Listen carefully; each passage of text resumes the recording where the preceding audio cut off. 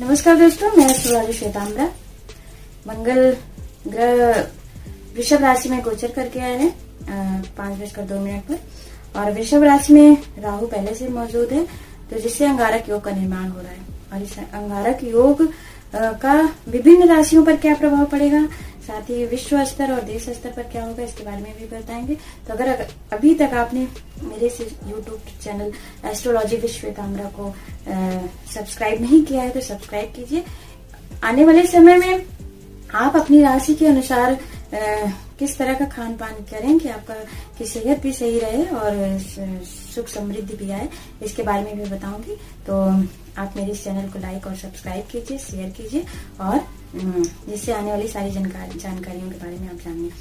क्योंकि मंगल लाल देवता है और ग्रहों में सेनापति के रूप में जाना जाता है। ये उत्साहवर्धक भी है, जिनके अंदर ये उच्च का होता है या इस ग्रह का प्रभाव होता है, उनमें अत्यधिक उत्साह ओजस देखा गया है। और जिनके शरीर पर वर्दी है या चिकित्सा क्षेत्र में है या जिन्हें भूमि से जुड़े कार्य को कर रहे हैं, कहीं ना कहीं उनका मंगल अच्छी स्थिति में रहता है। यही मंगल हथियार, एक्सीडेंट और विद्युत आदि से दुर्घटनाओं के भी कारक हो जाते हैं। तो और यही मंगल मांगलिक का योग निर्माण करते हैं, जिससे मैरिज लाइफ भी कहीं ना कहीं प्रभावित होती है।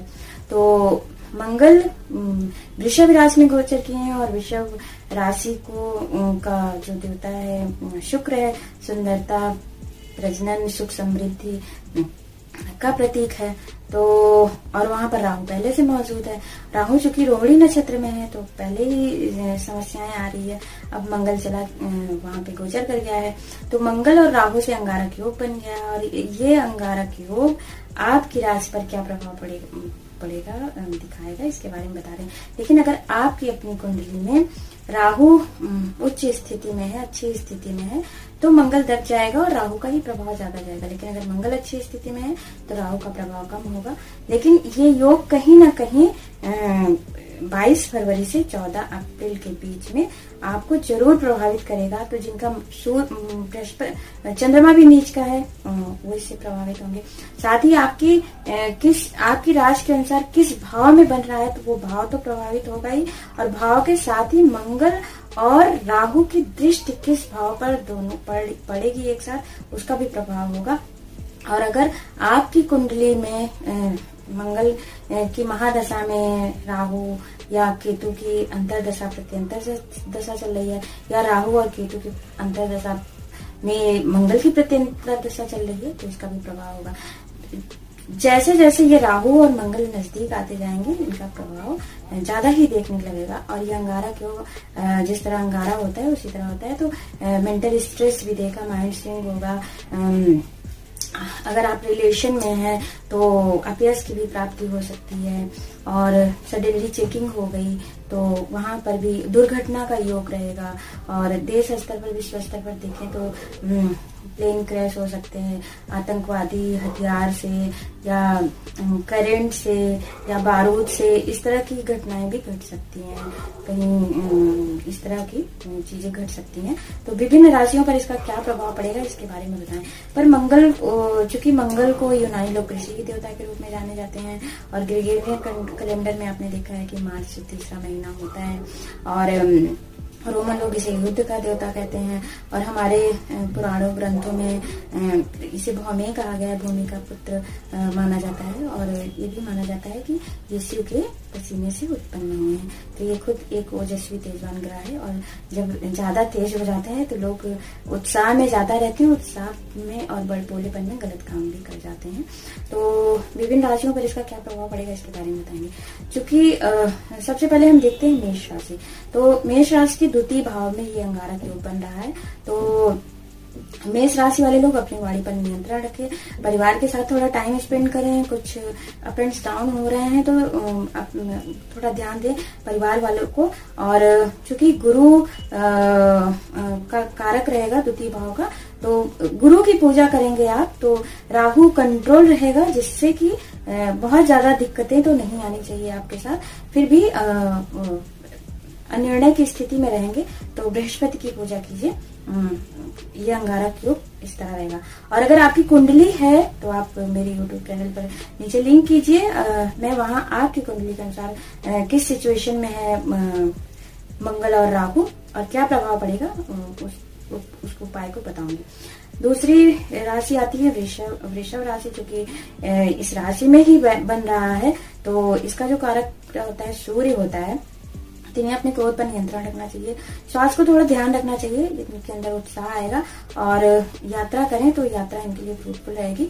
पर स्किन डिजीज होने की थोड़ी संभावनाएं हैं। तो चीजें हैं, राहु और मंगल की आप पूजा कीजिए और इनसे संबंधित दान कीजिए।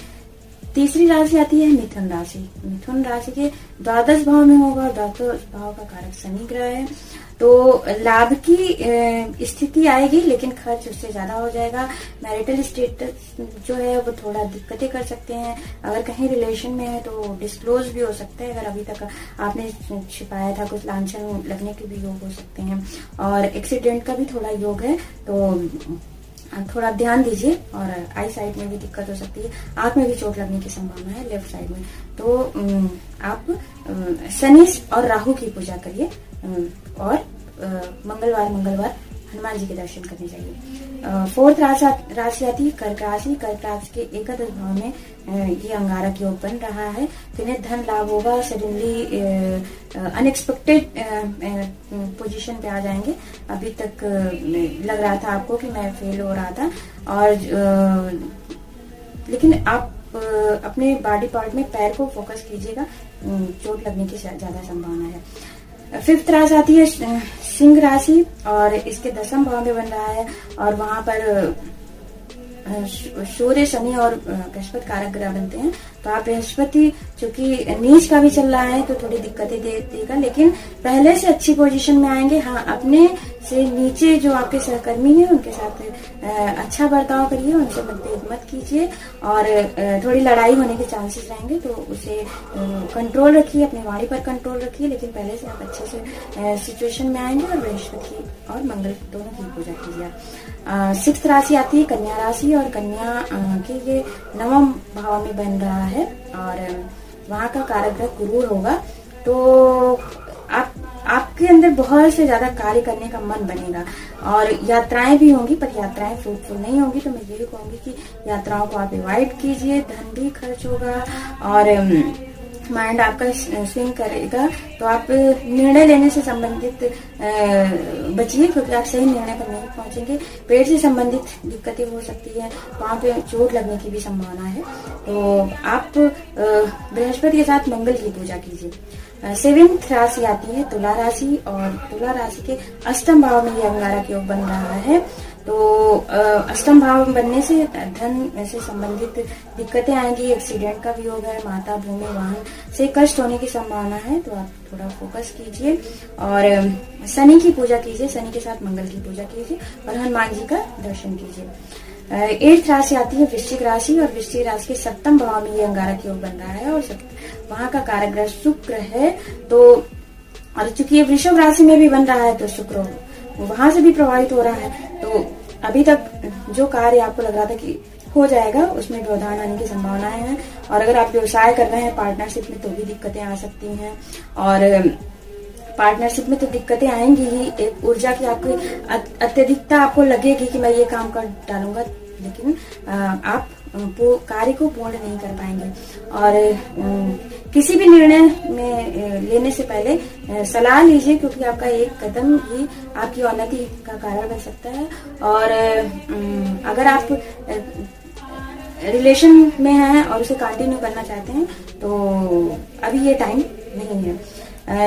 और आप नौवीं जो राशि आती है धनु राशि आती है और धनु राशि के छठे भाव में होता है और छठे भाव में बना अंगारक योग रिपु रोग ऋण का छठा भाव भी होता है और शनि वहां पे गमन कर रहा है। तो चूंकि ये क्रूर ग्रह से बन ही भी रहा है तो दुश्मन तो आपके परास्त हो जाएंगे, लेकिन मुकदमे होने के चांस है, कभी कोई समस्याएं आ सकती हैं ऑफिशियल। और मैरिज लाइफ में भी थोड़ी दिक्कत आएगी और ये भी हो सकता है कि कभी किसी विवाद में पड़े तो हथियार से वार वगैरह होने की संभावनाएं हैं। तो थोड़ा ध्यान दीजिए।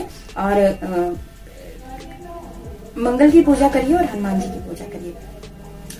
10वीं राशि आती है मकर राशि। मकर राशि के 5वें भाव में ये अंगारक योग बन रहा है, तो शिक्षा में सफलता मिलेगी, माता भूमि वाहन का सुख प्राप्त होगा, पर बच्चों से संबंधित समस्याएं आएंगी। और अगर आपका बृहस्पति सही स्थिति में नहीं है तो पेट से संबंधित भी दिक्कत आएगी और आपके कारण आपके भाई पिता को भी कष्ट हो सकता है। तो इस अंगारक योग में आप बृहस्पति के साथ मंगल की जरूर उपासना करिए, मानसिक कष्ट होने की संभावना है। 11th राशि आती है कुंभ राशि, और कुंभ राशि के 4थे भाव में ये बन रहा है, तो कुंभ राशि के लिए अच्छा रहेगा और माता भूमि वाहन का सुख प्राप्त होगा।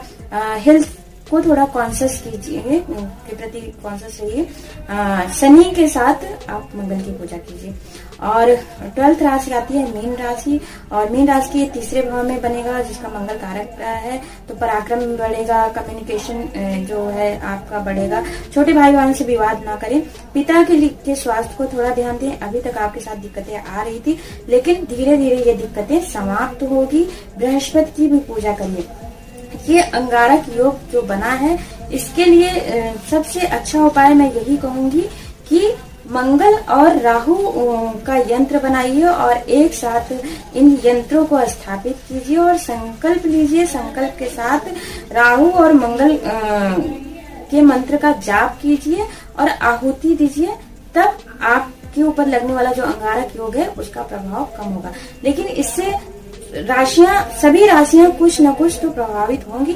हाँ, आपकी कुंडली में मंगल और राहु की क्या स्थिति है इसका भी प्रभाव पड़ेगा। आप अपनी कुंडली का विवेचन कराना चाहते हैं तो आप मेरे इस YouTube चैनल के लिंक पे जाकर मैसेज कीजिए, वहां पर बताया जाएगा। और एस्ट्रोलॉजी विद श्वेतांबरा को लाइक सब्सक्राइब कीजिए। ढेर सारी जानकारियां आने वाले समय में मिलती रहेगी। साप्ताहिक राशिफल के बारे में भी बताया करूंगी और विभिन्न जगहों पे जाकर, धार्मिक स्थलों पर जाकर भी आपको वहां के दर्शन कराऊंगी। तो इसके साथ ही इस अंगारक योग में अपने माइंड को थोड़ा स्टेबल रखिए, अनिर्णय की स्थिति में मत रहिए और वाद विवाद से बचिए। घर परिवार का थोड़ा ध्यान दीजिए और पूरी राशियों को देखिए, क्योंकि घर में 1, 2, 3, 4 ऐसे मेंबर होते हैं जिनके अलग अलग राशियां होती हैं। तो इसे देखिए और कोई समस्या हो तो मुझे मैसेज कीजिए।